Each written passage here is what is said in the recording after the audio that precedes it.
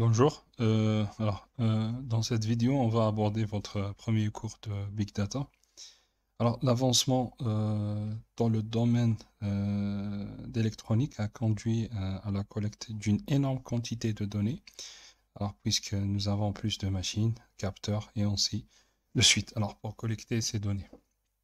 Alors, on va parler dans votre programme. Alors, dans le premier chapitre, nous parlerons sur quelques bases du Big Data. Alors, et pourquoi nous avons en premier lieu un problème de Big Data. Alors, le deuxième chapitre, nous abordons Spark, qui est un modèle de programmation en Big Data. Alors, j'ai changé l'ordre des chapitres, d'accord? 3 et 2. Alors, déjà, premièrement, ce sont des chapitres indépendants. Et d'autre part, Spark est beaucoup plus important et demandé sur le marché du Big Data.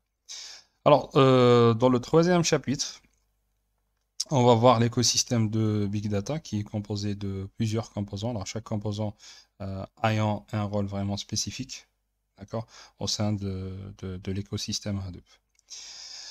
Le dernier chapitre, on va avoir Elasticsearch. Alors, Elasticsearch est un moteur de recherche et d'analyse distribué basé sur une architecture RESTful, utilisée pour la collection, le stockage et l'analyse des données en temps réel. Alors, nous commençons directement le premier cours, alors qui va être une introduction au Big Data. Alors, nous commençons par la question suivante. Alors, quel domaine génère plus de données? Alors, nous verrons quelques défis Big Data imposés par certains domaines dans ce qui suit.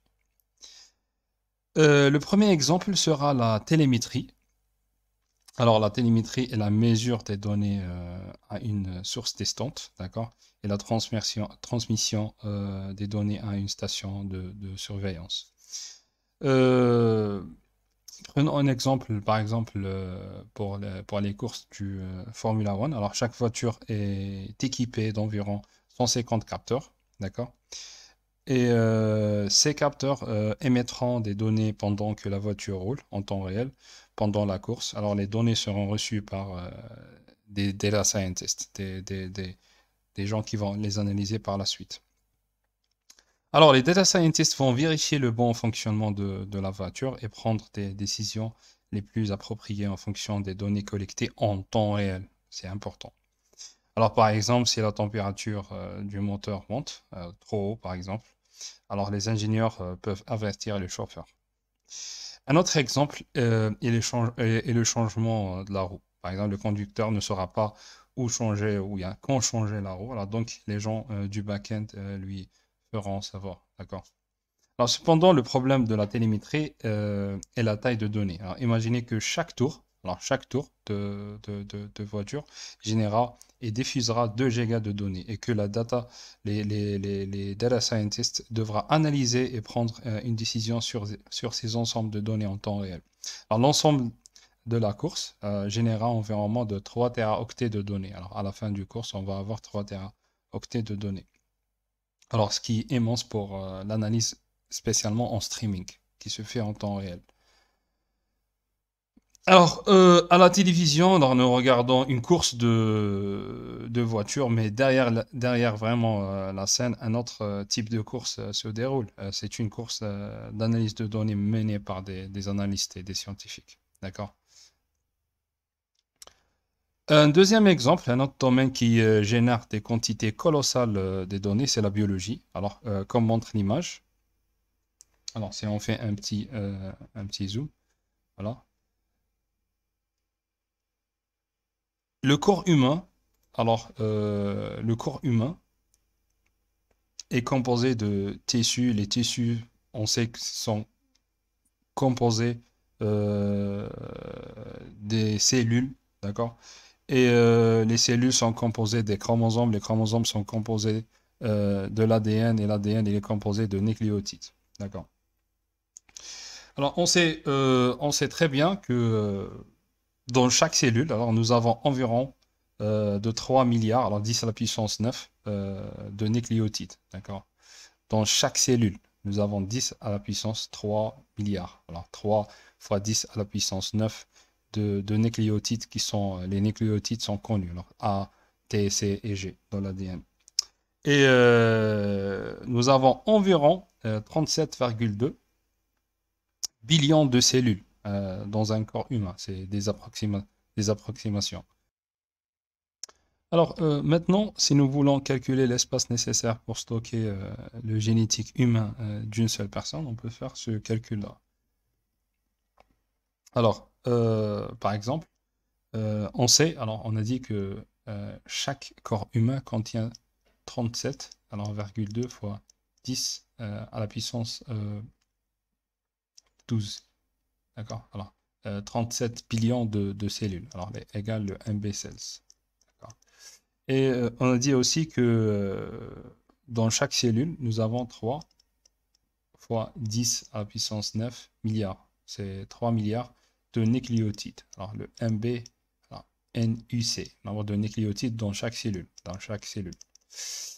Et on sait très bien que les nucléotides, nous avons 4 nucléotides. Alors nous avons le A, nous avons le T, nous avons le C et nous avons le G. Alors, on peut les encoder en utilisant 2 bits pour chacun. Alors, on peut attribuer 00 pour le A et attribuer le 01 pour le T, le 11 pour le C et le 10 pour le G. Alors, du coup, ça fait 8 bits. D'accord? Et 8 bits est égal à un seul octet. Alors, maintenant, nous avons le nombre de... et maintenant, la dernière information importante, ce qu'on cherche à faire, c'est on cherche à calculer le nombre de l'espace de stockage nécessaire pour stocker les nucléotides dans un ordinateur, dans un espace de stockage. Pour faire cela, on va calculer le nombre de stockage nécessaire pour les nucléotides dans une seule cellule. Alors on peut faire 3 fois 10 à la puissance 9 sur 4, d'accord? Parce que nous avons 4 nucléotides ici, d'accord? Nous avons 4 nucléotides et est égal à un seul octet. Et on va avoir 0,75, d'accord, fois 10 à la puissance 9 octets.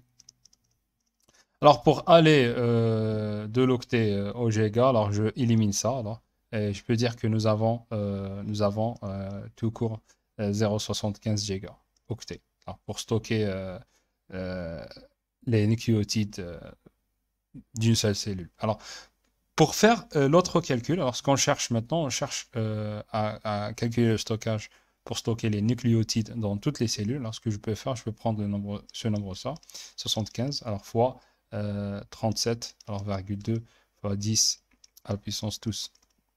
Et ça va donner un chiffre vraiment énorme. Alors ça va donner 200, alors 279 zeta, d'accord? Zeta octet. Alors, zeta octet, c'est quoi zeta octet? Alors, 1 zeta, d'accord? UCI 10 à la puissance 13 gigaoctets. Ce sont des mesures qu'on les retrouve que dans les big data. Alors, c'est énorme en termes de stockage. On revient à notre présentation. Alors, c'est énorme en termes de stockage. Alors, et il faut noter que nous avons essayé de calculer l'espace de stockage nécessaire, l'espace de génétique nécessaire pour une seule, ou bien un humain, d'accord? Et ce n'est pas que en bioinformatique ou bien en génomique, on n'a pas que les données génétiques. Alors, nous avons autre type d'ensemble de données telles que les protéomiques, l'épigénétique et ainsi de suite. Alors, ces quantités de données doivent être collectées et stockées, analysées. Et le domaine de recherche en biologie s'appelle la bioinformatique. Alors, les bioinformaticiens, certainement, sont entourés par des grands défis du big data. Alors, ce graphique-là prédit la taille des données génomiques dans un futur proche. Alors, ça va augmenter évidemment en raison des nouveaux séquenceurs produits. Alors, nous avons ici un exemple, une image d'un séquenceur. Alors, la technologie de séquençage massivement parallèle, c'est NGS. Cette technologie a révolutionné vraiment les sciences biologiques. Alors, avec son débit et sa vitesse ultra élevée, alors NGS elle permet aux chercheurs d'effectuer une grande variété d'applications et d'étudier d'étudier des grands systèmes biologiques à un niveau jamais atteint auparavant. Cependant, le problème, c'est quoi? C'est que pour nous, c'est un défi car ces données doivent être stockées. D'accord? On ne peut pas juste les collectionner, il faut les stocker, il faut les analyser et ainsi de suite. D'accord. Alors, vous pouvez donc consulter ce lien pour en savoir plus sur les technologies de NGS en biologie. Alors, ici, on passe à un autre domaine, un domaine qui concerne les technologies numériques. Alors, le nombre de personnes connectées à Internet a augmenté massivement. Alors, nous avons plus de 4 milliards d'internautes en 2018, selon des statistiques collectées par la société Wired Social.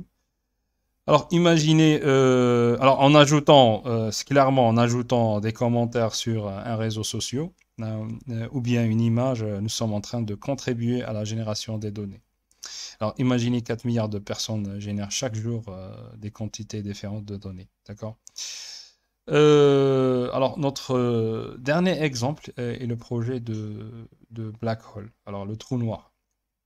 Alors, le trou noir est une région de l'espace et où la gravité est si forte, elle est vraiment vraiment forte, que rien ne peut y échapper. Alors, même la lumière n'échappera pas, d'accord? Elle va capter tout ce qui se passe à côté. Le trou noir est massivement éloigné de la Terre. Alors, on parle d'environ 55 millions d'années-lumière. Alors, l'idée, c'est quoi? Alors, on voulait prendre une photo et voir comment ressemble-t-il ce trou noir. Alors, l'idée, c'est quoi? C'est que plus le diamètre d'un télescope est grand, plus sa capacité à recueillir plus de lumière est grande, d'accord? Et plus sa résolution est élevée automatiquement. Le problème avec le trou noir est que si nous faisons le bon calcul pour développer un nouveau télescope qui sera capable de capturer des images du trou noir, la taille de ce télescope dépassera la taille de la Terre. C'est vraiment énorme. C'est vraiment énorme comme télescope. Alors, la solution était quoi, comme vous voyez dans cette image? Alors, la solution était la création d'un réseau de télescopes, alors, connu sur le nom de télescope Event Horizon. Voilà. Alors, ces petits satellites sont partout dans le monde. Alors, chacun rassemble des ondes lumineuses provenant de ce trou noir. Les données collectées par ces télescopes sont approximativement 5 pétaoctets de données. D'accord? Ces données doivent être traitées par la suite par des data scientists. Alors, le résultat de ce traitement et des données collectées sont vraiment cette image. C'est une image qui fait à peine 5 mégaoctets. Ce qui nous a permis de voir pour la première fois à quoi ressemble un trou noir. Alors, pour l'instant, nous avons vu certains domaines qui génèrent des big data sets, des données vraiment colossales, des quantités colossales de données. Mais maintenant, répondons à cette question. Est-ce que le big data est un nouveau domaine, est une nouvelle spécialité? Alors, est-ce que vraiment le big data est un nouveau défi auquel les scientifiques sont confrontés ou il existait ici depuis très longtemps? Alors, la réponse pour cette question, clairement, est non. D'accord? Le big data n'est pas un nouveau défi ou bien un nouveau domaine. Alors, pour prouver ça, alors voyons cet exemple. Alors, en 1880, les États-Unis, ils ont décidé de commencer un recensement de la population. À cette époque, la population était 50 millions d'habitants, d'accord? Alors, ils voulaient connaître beaucoup d'informations par citoyen, telles que l'âge, la profession, le sexe, et ainsi de suite. Alors, la tâche plutôt est très très complexe, car la collecte de ces données pour 50 millions de citoyens nécessite 7 ans à l'époque, d'accord? Le processus généralement commence par l'envoi d'un formulaire au citoyen. Le citoyen le remplira et le renverra. La dernière tâche, qui est la tâche la plus complexe, la plus difficile, qui va prendre beaucoup de temps, c'est le processus de comptage. Alors, imaginez que vous avez des documents comme ça, vous allez compter, vous allez faire le comptage pour cette population. D'accord? Alors, c'est clairement un problème de big data qui est apparu en 1880. D'accord? Mais à l'époque, on n'a pas utilisé le terme big data. On connaissait pas ce terme-là. D'accord? Alors, la solution pour ce problème a été développée par un scientifique, par un inventeur qui s'appelle Hollerith. Alors, il a développé une machine qu'il a nommée Holbrith avec son nom. Alors, cette machine peut accélérer le processus de recensement alors, en comptant les formulaires automatiquement. D'accord? Elle va faire le calcul automatiquement des, des formulaires. Alors, vous êtes en train de voir, voici la machine. Vous avez un lien pour une vidéo YouTube qui va vous donner plus d'explications sur cette machine. Mais l'idée, c'est quoi?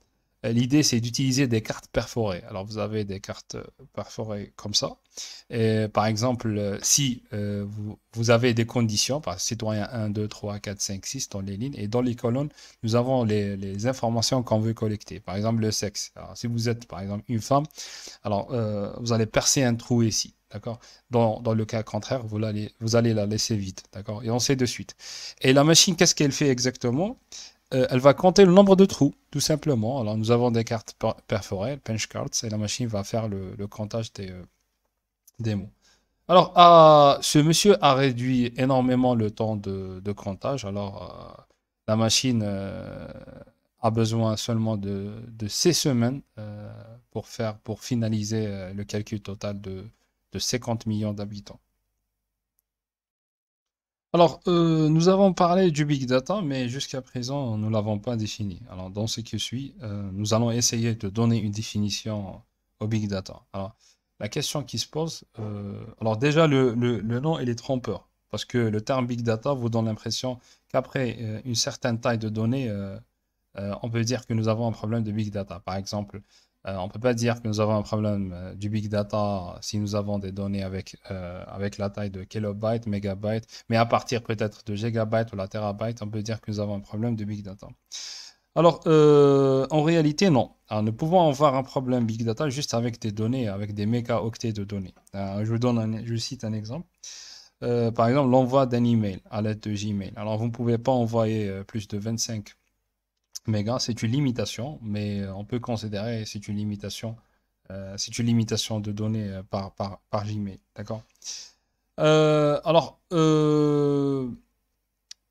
dans ce cas, alors le big data ne va pas signifier toujours de grands ensembles de données, mais certaines autres caractéristiques des données peuvent contribuer à la complexité du traitement des données. Alors, on va citer trois caractéristiques. Alors, le volume élevé, comme on vient de voir dans la bioinformatique et les réseaux sociaux, et le volume il est très très grand.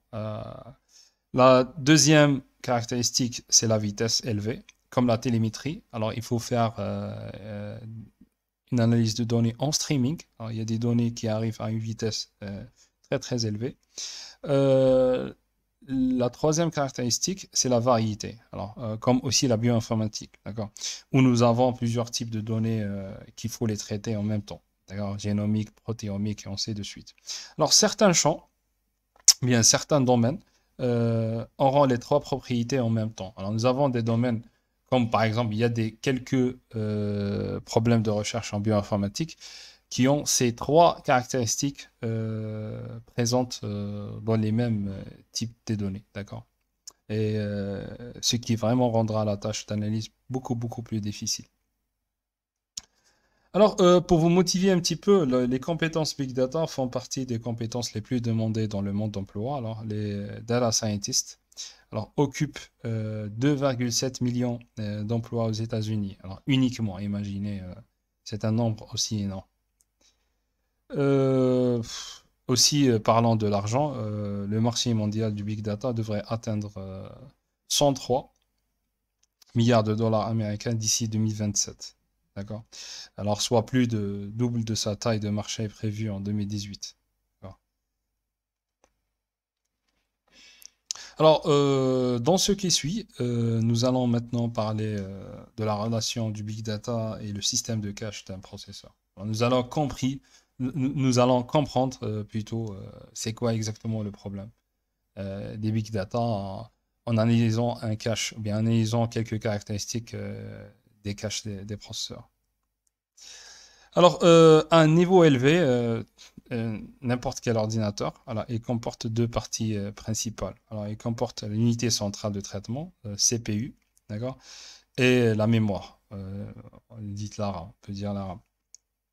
Alors, lors de la première étape, si par exemple, si on veut regarder les actions impliquées dans la multiplication de deux nombres A fois B, lors de la première étape, les variables A et B sont lues. D'accord? Alors, sont lues. Elles sont stockées dans deux registres dans le cache de CPU. D'accord? Alors, ensuite, les variables sont multipliées et le résultat est stocké dans un troisième registre C. D'accord? Enfin, C sera réécrit dans la mémoire. D'accord? On va le réécrire dans cette mémoire. Alors, si on veut jeter un coup d'œil sur la séquence d'étapes, toujours sur la multiplication de deux nombres A et B, alors supposons que les étapes sont exécutées en séquence, une par une. Nous appelons le temps. Alors, le temps nécessaire pour effectuer une étape, c'est la latence, la latency. Alors, et le temps nécessaire pour effectuer toutes les étapes, c'est la latence totale. D'accord? Alors, une information importante est que dans la plupart des calculs impliqués du big data, la latence due à la lecture et à l'écriture sur les données stockées est beaucoup plus importante que la latence du calcul. D'accord? Alors, vous allez voir pourquoi. Mais je peux dire rapidement, car simplement, les données ne sont pas stockées localement. D'accord? Elles sont stockées dans un cloud quelque part. Alors, la latence de stockage varie considérablement selon le type de mémoire utilisée. Alors, par exemple, la mémoire principale, on sait très bien que la RAM est rapide, beaucoup plus rapide qu'un disque dur. Alors, ici, nous allons définir un concept que nous allons l'utiliser par la suite. Alors, c'est la localité d'accès. La localité d'accès. Alors, c'est quoi la localité d'accès? Alors, elle signifie la capacité d'un logiciel de faire un bon usage de cache. D'accord? Nous parlons de ce qui est le cache exactement la prochaine fois, mais en gros, elle utilise beaucoup les mêmes éléments de mémoire à plusieurs reprises. Il n'a pas besoin de recharger et de faire de la lecture et de l'écriture à chaque fois. Alors, si nous avons deux logiciels, par exemple, qui font la même chose, et le premier utilise les mêmes variables à chaque fois, mais le second logiciel utilise des variables différentes à chaque fois, alors le premier logiciel sera clairement beaucoup plus rapide, car les variables seront lues une seule fois dans le processus, d'accord, le processeur plutôt. Alors, on peut dire dans ce cas, on peut dire que ce premier programme ou bien logiciel a une très bonne localité d'accès. Alors, en réalité, la mémoire est divisée en pages. D'accord? C'est comme ça que c'est organisé. Et si le logiciel utilise la mémoire, euh, la même page plutôt, ou les mêmes pages voisines à plusieurs reprises, alors il a une bonne localité d'accès. On va comprendre par quelques exemples dans ce qui suit. Alors, un autre concept, la localité temporelle, temporelle localité, qui signifie que les données qui sont lues peuvent être bientôt utilisées. On a chargé des données, mais ces données, on va les utiliser par la suite plusieurs fois. D'accord? Nous devrions donc stocker ces données dans la mémoire cache afin d'éviter de les recharger à nouveau à chaque fois. Par exemple, lorsque vous avez un programme qui utilise la même entrée à chaque fois, alors la localité temporelle est bonne lorsque cette entrée est stockée dans les registres du cache de processeur. Cependant, si l'entrée doit être récupérée à chaque fois, euh, nous allons avoir une qualité temporelle faible. Alors, la troisième plutôt notion est la localité spatiale. D'accord? La localité spatiale est quand un programme accède consécutivement à des éléments stockés à proximité les unes des autres. C'est un concept aussi important. Dans ce cas, alors, nous allons diminuer le nombre de chargements, car utiliser des éléments qui sont stockés à proximité et faire un chargement d'une page mémoire à la fois, qui peut contenir plusieurs données nécessaires dans le prochain traitement du processeur. Alors, pour vous expliquer quelle est la différence entre stockage en liste et le stockage en vecteur, alors on va essayer de créer un petit exemple. D'accord? Alors, imaginez que, voilà, c'est notre CPU, elle est là. Imaginez que nous avons le cache, notre système de cache de CPU, il est là. Il peut contenir, par exemple, deux pages de mémoire. Nous avons, par exemple, il peut contenir aussi, on peut dire 6 éléments. Et si on peut dire que, voilà, nous avons notre mémoire. Alors, elle est divisée sur 4 lignes. Voilà. Et voilà. Alors, étant donné que on a dit que pour la fonction, il faut calculer la somme des xi moins xi plus 1. D'accord. Imagine que n est égal à, par exemple, 4. D'accord. Alors, dans ce cas, nous avons x1. Alors, on peut dire que x1 égale 1, 7, par exemple. x2 égale à 8. Alors, x3 égale à 31. Et x4, on peut dire, par exemple, 12. Voilà. Alors, qu'est-ce qu'il faut faire ici? Si on commence par le stockage par liste, c'est quoi le stockage par liste? Il faut déjà tenir en compte que la lecture depuis la mémoire, alors la mémoire Tana, on peut dire que voilà, la RAM, et on peut dire que voilà, c'est le système de cache de notre processeur. Alors la lecture, elle se fait par page, d'accord? Et elle se fait pas par élément, elle se fait par page. C'est-à-dire que si on considère que chaque ligne, c'est une page de mémoire, je peux charger une seule page à la fois. Je ne peux pas charger une case à la fois, d'accord? Alors, dans ce cas, on va distribuer les éléments. On va utiliser le premier concept. Alors, on a dit le premier concept, c'est le stockage par liste. Alors, par liste, ça veut dire quoi? Ça veut dire, par exemple, le 7, elle est là. Et le next element, l'élément suivant, ce qui est le 8, par exemple, elle est là. D'accord? Et le 7, il pointe alors, sur l'élément 8. C'est le stockage par liste. Et 8, il pointe sur l'élément, par exemple, le next, c'est le 31. Et le 31, il va pointer sur l'élément, par exemple, 12, qui est stocké ici. D'accord? D'après ce scénario-là. Alors maintenant, pour faire le calcul de cette fonction, on doit faire, premièrement, on doit faire 7 moins, alors 8, d'accord? Alors plus 8 moins 31, plus 31 moins 12, d'accord? Alors, pour pouvoir faire le calcul de cette fonction. Alors, si on veut charger, si on veut commencer à travailler, il faut qu'on charge les éléments. Alors, on va premièrement charger cette page, la première page, voilà. On va la charger. Alors, il faut écrire 7. Ici, on n'a rien. Nous avons besoin d'un deuxième élément, d'accord? Ce qui est l'élément 8. Alors, il faut charger la deuxième page, d'accord? Et il faut écrire, par exemple, 12 ici et 8 ici. Voilà. Alors, maintenant, je peux faire le calcul. Alors, je peux faire ce calcul-là. Alors, je peux le faire parce que j'ai déjà le 7 et le 8 et je peux faire la soustraction et faire 7 moins 8, d'accord?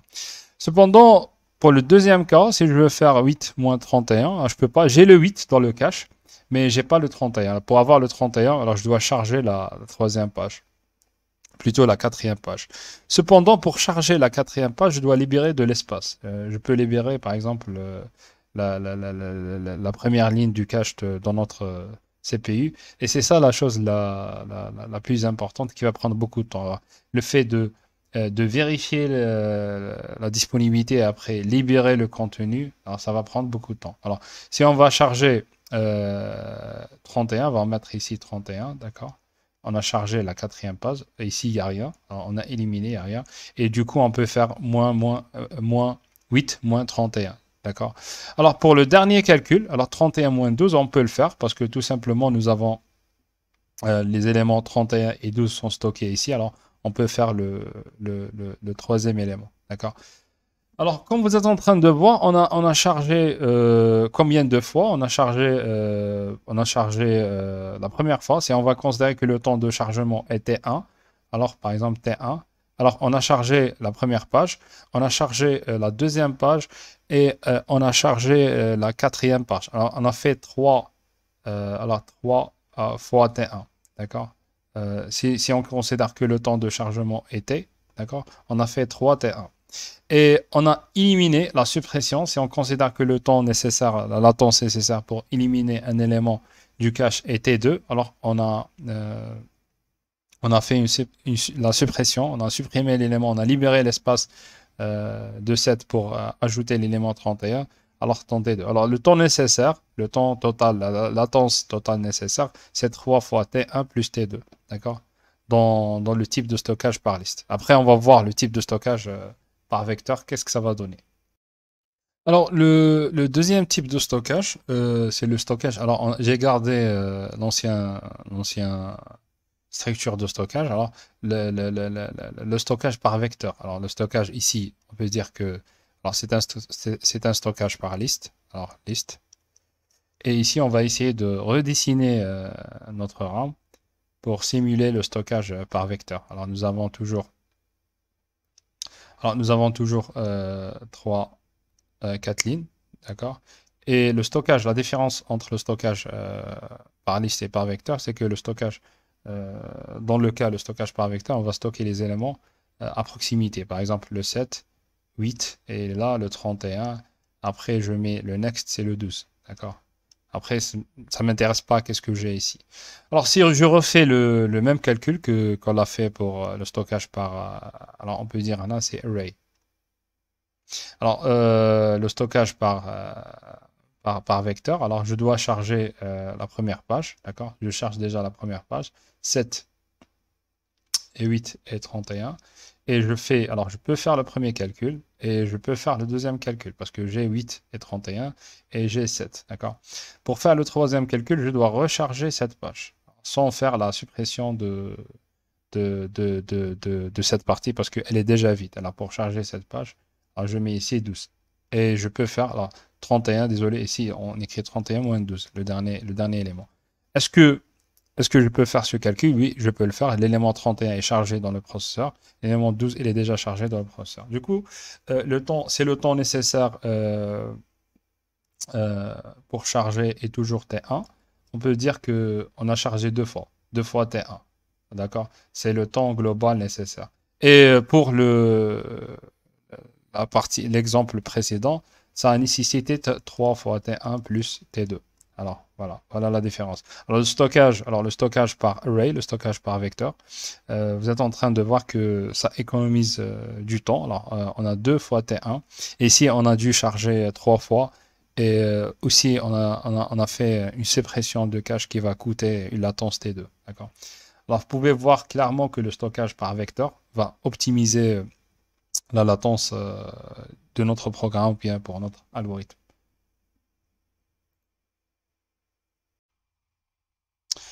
Alors, pour conclure, on revient à notre présentation. Alors, pour conclure, on peut dire que la latence de stockage par indexed array, par vecteur, elle est beaucoup plus importante que la latence par des listes. Voilà.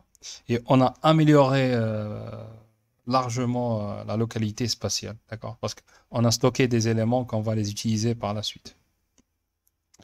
Alors, la mémoire est organisée, on dit que la mémoire est organisée en pages et le chargement des éléments qui seront bientôt nécessaires et utilisés par le processeur améliore largement la localité spatiale. Alors ici, on va voir un autre exemple. Alors vous voyez ici la différence entre le cache hit et le cache miss. Alors je préfère de garder les mots en anglais. Alors c'est quoi le cache hit? Alors lorsque le processeur a besoin d'accéder à un emplacement bien précis, alors il vérifie d'abord si cet emplacement est dans son cache, dans les registres du cache. Si cet emplacement est, si c'est le cas et c'est l'emplacement ou bien si l'élément est dans le cache, les données peuvent être récupérées rapidement depuis le cache. Alors sinon, la récupération sera lente. Et nous appelons le premier cas, si on trouve des données dans le cache et le processeur a besoin de ces données, on appelle ça cache hit. Ok, d'accord? Et dans le cas où le processeur ne trouve pas les éléments nécessaires dans le cache, il doit les relire à partir de la mémoire. On appelle ça cache miss. D'accord? Alors, si nous voulons compter un autre exemple, alors si nous voulons compter les mots, c'est-à-dire compter le nombre d'occurrences de mots, nous avons un problème à résoudre. Alors, il vaut mieux faire un tri de mots avant. Voilà. Parce que pour, pour que cela améliore largement la localité spatiale de ce programme, bien de cet algorithme. Alors, Comme le montre cette mémoire, alors chaque ligne est une page de mémoire, si on considère que chaque ligne est une page de mémoire. Si le tri est effectué, alors nous verrons car ici, car ici, car ici, car ici. D'accord? Alors les mêmes mots seront stockés à proximité et dans les mêmes pages. Alors, ce qui signifie une localité spatiale très très élevée parce que ce qu'on va essayer de faire, c'est on va compter le nombre de cars, on va compter le nombre de bus, on va compter le nombre de trains, ainsi de suite. Alors, dans l'exemple de word count, bien le comptage des mots, bien le comptage de nombre d'occurrences des mots, pour que le cache soit efficace, alors nous devons tout simplement faire un tri avant de lancer le programme. D'accord? Alors, un autre concept ici, on va le voir. Alors, si nous avons par exemple une matrice A et on veut additionner tous les éléments de cette matrice, on commence d'abord par l'additionnement ligne par ligne. Alors, on va additionner ligne par ligne. Et après, on va faire l'additionnement colonne par colonne. D'accord? Et puis, on va enregistrer le temps de chaque exécution, des types d'exécution, et voir quelle est la meilleure façon pour faire cette addition. Alors, j'ai créé un petit programme Python alors, qui fait ça. Alors, vous avez ici notre matrice. Voilà, la matrice Tana. Alors, elle est composée de 100 fois 100 éléments. Et ces éléments varient aléatoirement entre 1 et 10 001. D'accord? Alors, la première partie du travail consiste à faire le calcul colonne par colonne. Alors, à chaque fois, on enregistre le temps nécessaire pour faire cette tâche. Et la deuxième étape du programme consiste à faire le calcul ligne par ligne. D'accord? Et on a enregistré le temps.